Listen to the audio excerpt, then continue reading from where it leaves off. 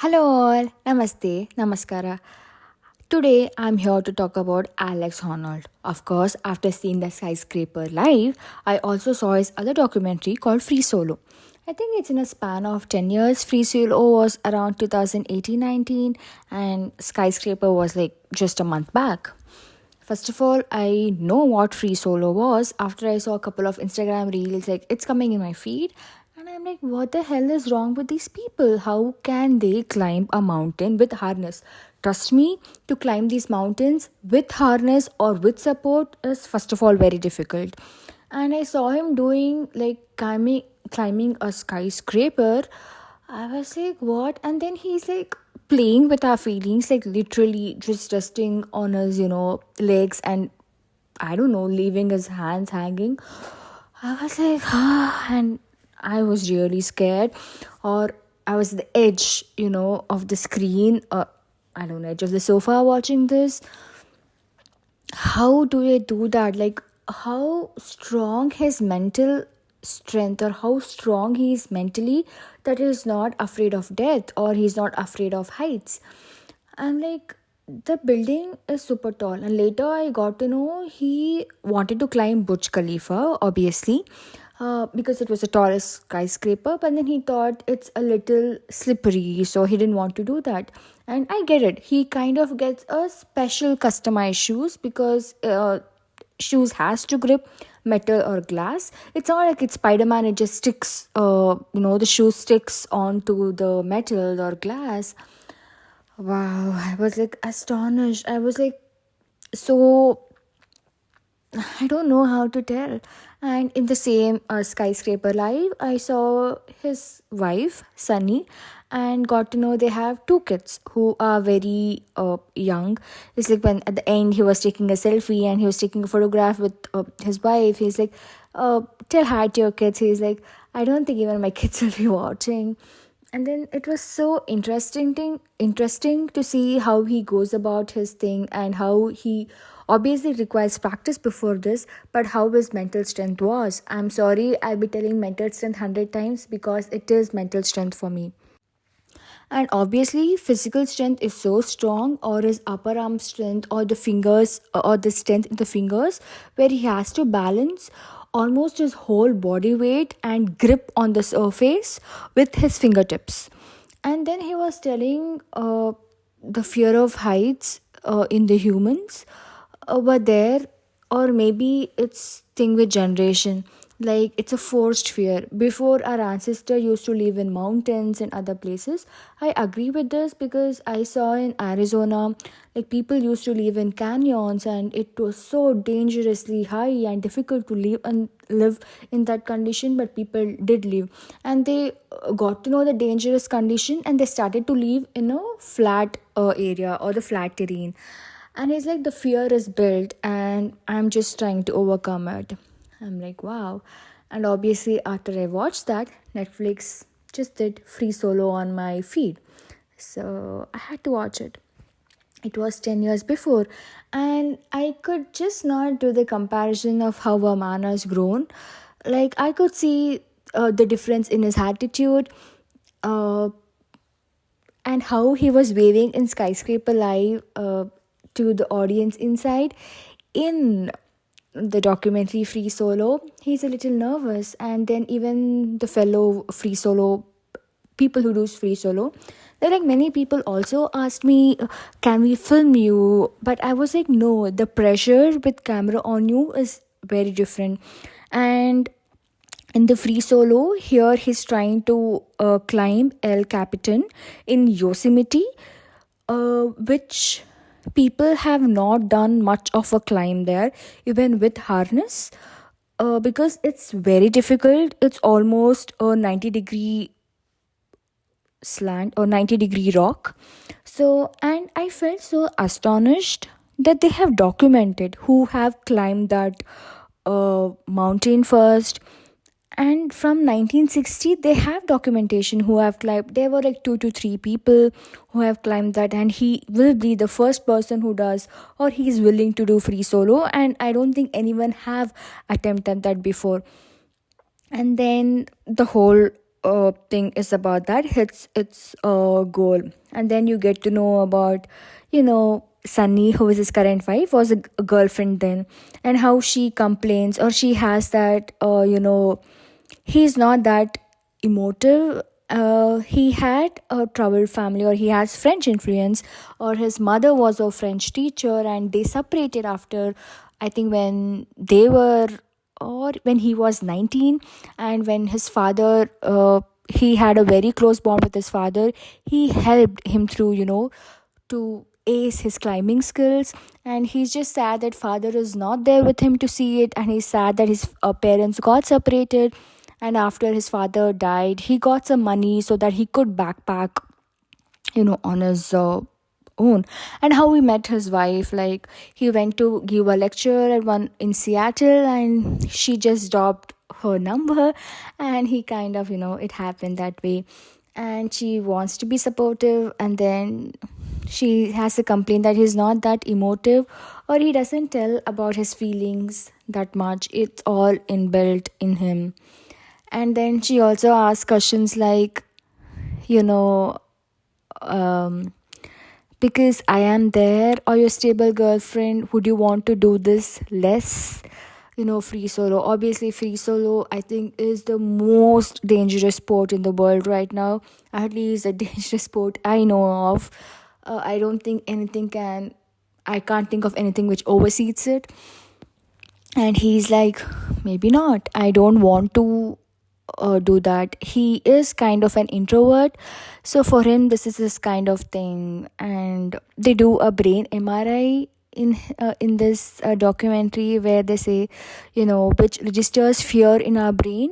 They do some typical exercises for normal people, it triggers a part in our brain, or the fear part. But for him it was almost zero. So it's like, I've been accustomed, or I've been doing free solo for such a long time, that the small things don't make me scared. And I was like, okay. And then with his current girlfriend, like, when he was trying to, like, how he does El Capitan is, he has his guide friends, obviously, and then he goes with a harness and tries to explore each and every rock. How he has to visualize it, so he has to understand the rock better, or the mountain better. So he goes the harness, and you need to have company so that they can pull the harness back, the rope thing. And the girlfriend does a mistake, and he falls stunned. Okay, and he has a fracture, and he tells that I wanted to break up with her because in the span of 1 year I'm dating, I've already fallen twice, and this was her mistake. I was like, even after that they are in a relationship. I was like, wow, how this fellow had injury in his toe leg because of that, and he had some ligament tear because of the huge fall from the mountain, and they still survive the relationship. I'm like, that's huge. Who can do that, man? Who? I mean, I don't know if I can do that. If someone, you're in the brink of death because of someone's negligence or mistake, and to forgive them and move on. Of course he's pissed, but then he goes on, and even with that injured toe, he tries to climb. I'm like, wow, dude, wow. So here I got to know the process of, like, how he actually does that. So he climbs, he visualizes every stone, like, every, how do I tell, every climb. Okay, I have to climb like this, I have to do that. And to go to the left side, two options are there, the jump, other side. So he visualizes that, and he notes it. So it's like a mental thing, where he actually sees what he has to do, and he maintains a journal. And he's like, I live throughout in the van. And the videographers or the photographers who filmed this, most of them were also rock climbers. I kind of get it why, because in that high elevation, and it cannot be done by normal photographers. So all were photographers, and few of them were his own friends. And he had the whole freedom, but then again, to film it on camera with all the nerves, I get it would have been so difficult. And we see before this, they go to Mexico to get some warm up with his other friends. They go and do some other rocks, and he did Zion. I don't know the name of the mountain or the trail. He did free solo Zion, and All these mountains I have gone, I have seen. I don't think anyone could do. Near the Vegas Red Rock Canyon, I saw many rock climbers. I thought it's a very famous spot, a popular spot, rock climbers. I didn't know people did free solo there. I did see people climbing on the rock, and throughout the journey, he does all there, and then again with the injured toe. I mean, obviously, when he El Capitan, he does, and then he attempts to do a free solo. They try to do around 4 o'clock in the morning. He kind of does half, and then he gives up, and he's like, "No, I can't do that. The pressure of the camera being there, it's not possible for me to." He takes a break, and then boyfriend and like Sunny and Alex uh, buys a house, or they move into I don't know, rented place, or they buy their own house, and she's like furniture there here, and they move to a place in Vegas, and he's like, Vegas is the best place for people who rock climb because it has a lot of mountains around, and it is available all 12 months a year. Few places are not available because it's too cold and other stuff, but it's available throughout. So they moved to Vegas, and she's like, he's doing a little good now. I ask him to communicate. He's trying his best, and that's enough for me. And she tells he is a bit pissed now that he had to give up El Capitan. He could not complete it. He's a bit pissed, but and when he was injured, whatever it happens, he just blames me. So they are in the rough patch, but then he's like, she understands it, and even he kind of understands that he's being a little, how do I tell, a cranky or something like that. And you get to know that fellow is from California. I knew California people only can do such stuffs, but whatever. He's from California. El Capitan is in Yosemite, the park very close to Bay Area or San Francisco. So he has done most of his studies, everything in Sacramento, and he has gone to all this Yosemite before with his dad, and he has done a bit of camping, climbing, and all other stuffs. So then he finally decides, no, I will restart my journey of El Capitan in Yosemite. So they all go to Yosemite. Again, he literally lives in a van because they're camping, he and his girlfriend. And he also shows how he cooks. Like he just have some, he's like, I am not that fussy. He's a vegetarian, by the way. He's like, I'm not that fussy about food anymore. uh, getting slowly started introducing vegetables into my diet, and now I'm not cranky at all. I eat whatever is there, and he just did boil some vegetables and then sauteed it and ate it. He's like, oh, it has come pretty good. Here's some canned beans or something. He's like, that's pretty good. I'm like, okay. And most of his earnings, I wouldn't say most, I think part of his earnings are gone to charity.